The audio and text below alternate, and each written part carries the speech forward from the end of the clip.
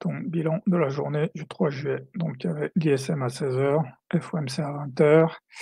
En fait, ce que j'ai pas vu sur cette journée, c'était comme c'était la veille, veille d'un jour férié, le marché allait fermer à 19 heures en fait. Donc la clé ici, c'est faire attention quand la veille d'un férié, le marché ferme à 19 heures. Je traite le FOMC minutes, mais comme c'est la veille du 4 juillet, le marché ferme à 19 heures. Donc en fait, là, il y a pas vraiment de trappe, c'est juste une erreur d'inattention. Donc ici, je n'achète pas ici, j'attends le premier reversal, donc j'aurais pu vendre ici, je vends ici. Là, ça c'est un RB50. Si j'avais vu que le marché ferme à 19 heures, j'aurais acheté ici. J'aurais continué à acheter ici parce que là, on monte, on descend, rebond sur le plus haut du jour, ça c'est un signal de hausse assez fort.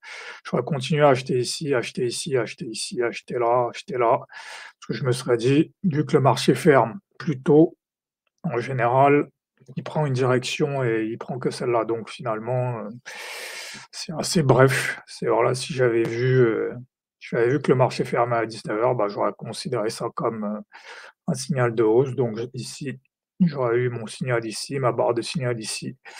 On descend et on remonte. Un truc quand même important, oui, que je veux signaler, je signalerai aussi dans la vidéo d'après, ces phases de baisse ici, où vraiment on a l'impression que le marché va se retourner. Dès qu'on arrive sur un nouveau, on repart à la hausse. Je retrouve ça ici aussi. Voilà, forte baisse ici, comme si le marché allait se retourner et dès qu'on retouche le niveau, on part à la hausse et donc à partir de cette zone-ci, il faut acheter en fait. À partir de cette bougie rouge, il faut acheter. Donc voilà, quelques autres rappels, voilà. Quand je commence à essayer de deviner ce que fait le marché, c'est que je ne suis plus dans ma logique de signal barre, d'exécution, donc il faut y revenir. Et aussi un petit point de rappel, c'est faut pas essayer de trader toutes les journées comme si ça allait être des journées directionnelles. Il faut identifier les signaux pour les journées directionnelles et certaines journées, il faut juste se contenter de prendre un, 2 ou 3 trades et s'arrêter là. Donc voilà quelques rappels importants.